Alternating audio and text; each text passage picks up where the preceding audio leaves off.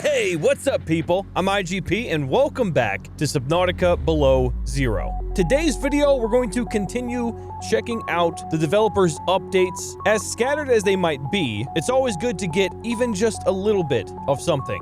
But the majority of what we're going to be talking about and showing off today consists of dev videos. There's a lot of them out there. Base building has been undergoing a lot of updates. There's a ton of new features, and in these videos, we also get to see things indirectly, such as some terrain, and what is probably an already established base. I'm assuming the main part of the story, where our protagonist is going to be spending a lot of time. Anyway, let's jump right into it. If you guys are still enjoying Subnautica Below Zero, let me know in the comment section below, and if I missed anything, let's talk it up there as well. So, the first thing I want to bring up, because this is extremely important, for me at least, and for a lot of you who are heavily anticipating the lore of Below Zero. In this particular concept art, which is drawn up by Corey Strader, you can clearly see what we know now to be a precursor base. This one is solidly under the ice and encased in ice. I'm not sure if this was built into the ice or the ice has formed around it, but the cave and the way everything is carved out almost seems like it was intentionally done to be hidden. The precursors loved to be hidden for the most part. I feel like I actually can't even remember what it's called now. The quarantine enforcement platform, is that the final name of it? The gun. Everyone knows it as the gun. I'm gonna call it the gun. That one was very much present and above water, but everything else was kind of hidden. You had bases hidden all deep within these different biomes all throughout the world. Other than the gun, nothing really super concrete out in the open. So this doesn't surprise me. But it's incredibly beautiful, and we have our female character finally in the concept. I mean, I think we've already had one before, but it's nice to see that. Now again, the premise of the game sets us up so that we already know, I think, about this. Like, this is something that's already been done. These lights, everything. We are on this planet to research and discover, especially about precursor stuff, because we're ever so curious about that race. Because although in the base game of Subnautica, we learn through the lore that the precursors have uploaded themselves to some kind of database and they no longer exist on this planet, that does not mean that the race does not still exist outside. Now, unless I missed something, I think that that's true. I could be very wrong. There could have been an update or change to the story, but as far as I know, we might be here for research because we might be making contact with them in the outside. Who knows? But as far as how it looks, it's definitely very similar to everything we've seen before from the precursors, likely indicating that this was built at the same time as the other ones were built, and that they covered more ground than we originally thought. Not just on the 2 kilometer by 2 kilometer volcanic crater that the base game takes place in, but in the other areas around the world. Now, as we were leaving in the rocket, we only did get to see a small portion of the planet as we were leaving. We did take a glance at the Arctic area, but who's to say there isn't other areas that the precursors have placed their bases in? I highly doubt there would be any in the void, but you never know. Now, there are no hidden secret things in this concept art, at least not that I can see. I've never seen the Subnautica devs really do that. They'll hint at things, but it's usually the major point of the concept art. Now, what I want to talk about next has everything to do with base building. So we're going to be watching some videos. So this one is called Control Room 2, and this seems to be a brand new base entity. Kind of looks like the scanner room, but this is going to be telling you all the information that you need to know about your base, such as your structural integrity, power, things of that sort. You can also turn off the power for individual units. For instance, if you want one of the corridors to not have power to save on power during the night, you can do that. In another video called Mini Base, you can see that in the center of this new base unit, you can see a miniature 3D representation of your entire base as it is. You can click on individual units and turn power off to them. You can also see the hotspots or the locations directly in your base that are damaged if the structural integrity gets below 0. All in all, it's a nice functionality. The control room is something that we probably should have had, or at least would have been helpful in the base game. Also, in this control room unit, on the opposite side of where the structural integrity is displayed, when the character turns around, you can see the forecast of both inside and outside, I'm assuming weather and temperature conditions. Considering that temperature is going to be an important factor in your survival, it's good to know how it feels on the inside and the outside. Now, this does tell me that the temperature mechanic is going to be way more in-depth, that it's something you need to maintain also while you're on the inside. I'm assuming that if your base is solid and structurally sound, that it will be conditioned. The air will be conditioned to suit a more favorable temperature. But if things crack or break open, or if something isn't done properly, you might have that outside bitterness spilling on the inside. It also says that the outside temperature is currently unavailable because it requires a weather station, which is either going to be something that's already attached to the main base, or it's going to be an additional unit that we haven't seen just yet. Also, a weather balloon. In addition to the basic mechanics of the control room, we do get to see the character exit the base, and we witness what might be a test area, but it does give us a good look into how it's going to feel underwater, or how it looks. But you can see the ice shelves up top, which again, for those who may not be aware, there's going to be a lot of land-based gameplay. We're not only going to be underwater in this one. No specific creatures other than the default like boomerangs and peepers you can see floating around, but it's still nice to see. We also get to see that the regular base parts we're all familiar with are still in play. I'm assuming that none of them will be taken away, just added to. Now, this daytime meter to the left of the structural integrity display says the time of day, as well as whether it's night or daytime, or that could mean, strictly for the solar panels, how much daylight you're actually getting. I was never actually sure if the solar panels themselves had a dynamic charging rate, whereas as it's dawn, it's a little bit less than it would be if it's noon. More than likely, what that is referring to is how much daylight you're actually getting, depending on the time. I wonder if that also adjusts to the clouds and storms that are going to be happening, considering that that is a thing. Solar panels will not likely charge as much under extreme weather conditions like blizzards. Now, in this video, which is called Base Naming by Sulik, it simply showcases the fact that you can actually name your base whatever it might be. So you can have multiple bases throughout the playable area, and they can be called different things. I'm assuming you can probably get waypoints for each one of them, but as the base is being named, it's also showcasing that it can be colored as well, just like every other vehicle or entity that you can create in Subnautica. So that's nice to see as well. We had that option for the rocket in the base game, but never really had it for the base ever. So definitely a plus from me. But really what I'm very much interested in this video is the fact that we get to see active weather in an already built environment. It looks like there's already a base established. Again, this is probably the main base as part of the research mission. But the weather seems to be picking up, and on the left side you get to see the ambient temperature as well as the wind direction and speed. Here's another video called Base Coloring that shows in real time the changes that are made to the base. Pretty standard. We're all really familiar with how the coloring works. So here's the latest video for the control room. You can actually navigate the minimap, move the map around, rotate it, and be able to isolate each individual unit to either take away power or give back power. And I'm assuming that this opens the doors for a lot of different stuff. But it's pretty awesome because I was wondering how you could build a gigantic base and have it fit on this little minimap, and now we know. I wonder if also the problem areas will actually show on the minimap as they do in the structural integrity display. Either way, this is dope. So that's pretty much it for the bases, and also the little teasers towards the more complete environment. Let's talk about a quick update to what we've already talked about prior, and that was the Stalker, a new concept for a creature that's being developed. I think it's supposed to be in the game. But this one again is from Alex, who we have talked about before. But now there are different versions of the Stalker. Again, the Stalker, I think, as described, shares a similar ancestor to the underwater stalker that we are all too familiar with. But this is the Stalker A, which is a bit different from the original one we saw. This one in particular has a set of horns that makes it look like it's some kind of authoritative version of the Stalker. Now, I'm not sure if these concepts are being presented as here's option A or option B, or if they're saying that these will be variants within the game. Stalker B, I believe, is the base one. Now, Stalker C, this one looks definitely different. This almost looks tribal in a way, like just the designs, the patterns on the fins. I'd be definitely interested in seeing this thing swim.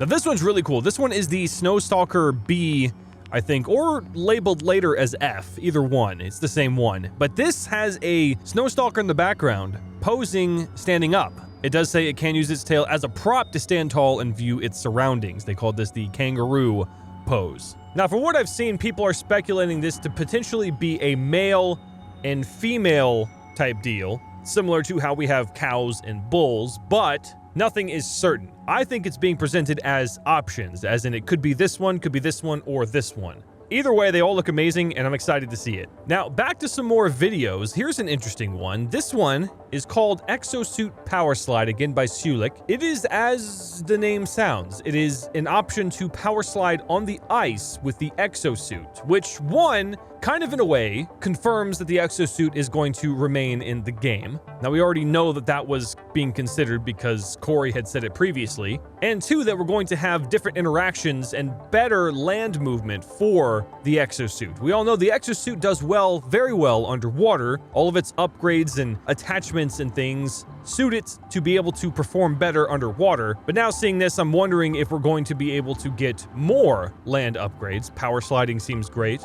Maybe we'll get a jetpack that can actually work above water as well.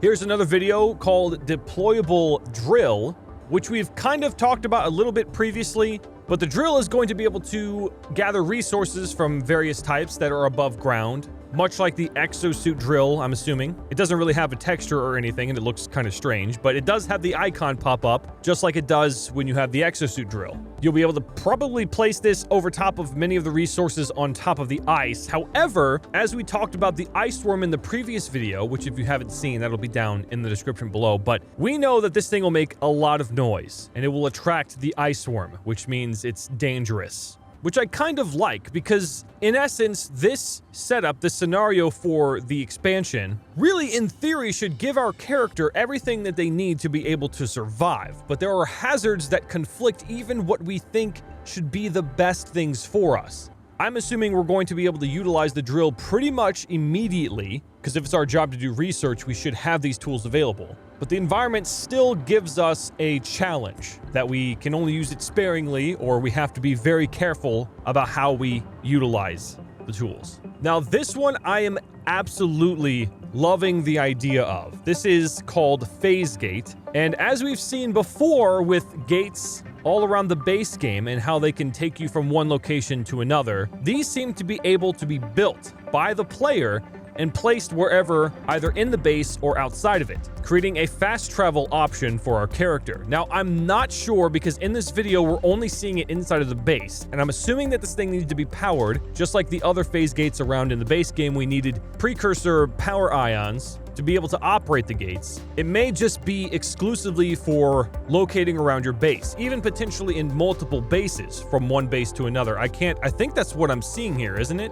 Actually, yes, that is exactly what we're seeing. So if you have multiple locations, outposts around the map, you'll be able to quickly travel between them. Now, utilizing this, you should be able to indirectly set up teleporters around the entire map. So yes, you have to exclusively put them in a base, possibly, but considering you can build a base just about anywhere and just power it slightly, it just takes a few more steps to establish what is essentially teleporters all around the map. Unless it gets fine-tuned or nerfed, I'm gonna love this to death. It even has the same animation. Now, it does show, kind of, I guess, that we were able to reverse the technology of it. Now, from what I understand, I think in the original script, it might still be there, but in the original script of the rocket launch at the end of the base game, they talked about traveling to the nearest phase gate. So we might already have our own technology, but the technology that the precursors have might be completely different. And from what I can tell in the way it looks and the teleporter animation, it seems like we were able to reverse engineer their technology and their versions of the phase gate, and now we can utilize them.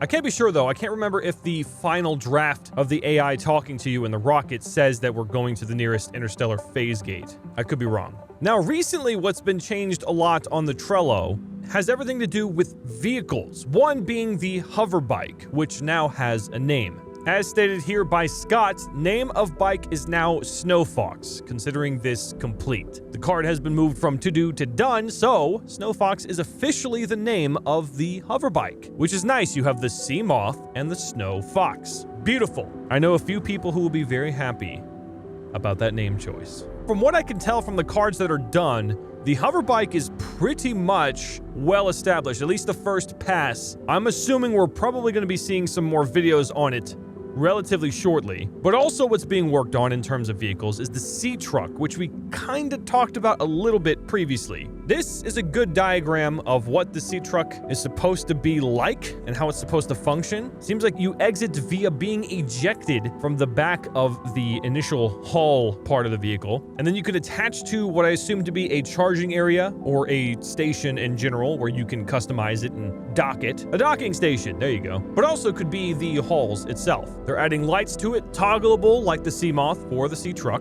Each part of the truck will have its own health, it seems. A rear view mirror camera is going to be implemented. How much weight it can hold, so there's going to be a lot of factors about what you can actually haul. Now, we do actually finally have a video for the sea truck. In this video, we can see that it's just a cube right now, just like the drill. The model isn't done, but it is starting to operate the way they want. You can maneuver the sea truck just like you do with the Sea Moth, except of course, as we know, it's going to be modular, so these other compartments will be able to be attached to the drivable portion of the sea truck. But what's interesting is I think each one is drivable on their own. I can't exactly tell. Clearly, the character is moving the truck, the second part of the truck, but there is no actual helm. He just moves it up closer to the front, and now it's attached. The different types of modular attachments that can be on the sea truck will affect the outcome of how it's able to be driven, how slow it'll be, etc. It also seems like there's a fabricator on the inside, which I'm not sure exactly how that's going to work, but I believe they're trying to cross between the Sea Moth and the Cyclops, in the sense that you can drive it just as the single unit to be able to travel around, or it can have many attachments on it and operate just like a Cyclops. Considering, I think, neither the Cyclops or the Sea Moth will be in this game. Also, again, the beauty lies in the environment. We can see the ice shelves above, the terrain down below, the weather up top when you're above, when it's snowing. Some beautiful stuff here. But it's nice, we finally have some imagery of how the sea truck is going to work. It's all been text up till this point. I'm excited to see what the final model will look like. We don't have the concept art yet, but that is coming soon. By the way, if you didn't know, if you're a Trello explorer, a fellow Trello explorer, you can actually turn filtering on to filter out certain things. So I put on a filter of just to show the sea truck stuff. Sea truck exosuit attachment module required to snap exosuit onto the back of the truck. Exosuit module will have connecting arms that hold the exosuit in place. Nice. Sea truck fishing trawler module. Harvest small fish in a container as you drive around. Sea truck concept art. Notes from last week's meeting. Start generating concepts for some of the visual layout ideas discussed. Vehicle shape with and without attachments. Exosuit attachment module. Custom interiors for existing attachments, glass windows, etc. Play with glass windows in concept to try and make space feel less claustrophobic. Suggestions: larger hatch window on the back, skylights, glass bottom. Now back to one more video. This video is a bit older. I think it's been covered by pretty much everyone else, but I wanted to give you my thoughts on it. A little bit more of an early state of the terrain, it seems, in this particular area. A lot of the stuff is shot, or recorded rather, in this area where the main base is located. So this is the supply drop demo. I'm not sure exactly how it works, but a supply drop can be called in, and you can see here that it gives you a waypoint where it's coming down. In the sky as well, in the video, you can pinpoint where the Vesper is just floating above. Look at that penguin. But there's a supply drop. Just knock that penguin out of the way. And it comes in a giant crate, which I'm assuming it's just a regular container that we've seen before, but the graphics of that might be updated as well. But you can get certain resources. I'm not sure exactly how it's going to work. Now, this one was by David Kalina, and David had said in the video as well that different supplies will come in as the story progresses, so it could just mean that these supply drops aren't something that you can just ask for at any time. Maybe you can, but it's going to be tailored more towards what you're going to need in the game for the story to progress. Now, we do get to see him dive into a hole, which I'm assuming is going to be where you access the outside world. The place with the base seems to be encased, oh my god, or surrounded by rock, so this seems like an outlet to get to the outside. But yeah, another look at the terrain, underwater, always good to get those. But anyway, that is all that I have at the very moment. Hopefully when more stuff comes out, I'll make another video to showcase all of that, but If you would like to keep up to date with it on your own, the Trello page will be linked down below, and I highly suggest checking out YouTubers like Awesome Crunch and Aki. They post videos as soon as something new drops, so you can get your fill in that way as well. I'll link them down below. But thanks so much for watching. I hope you enjoyed the video. If you did, be sure to hit the like button. Let me know in the comment section below if I missed anything, or if you would like me to talk about anything specifically, or if you're just like, hey dude, play the fucking game. Anyway, thanks for watching. I love you all, and I'll see you in the next one. Bye-bye.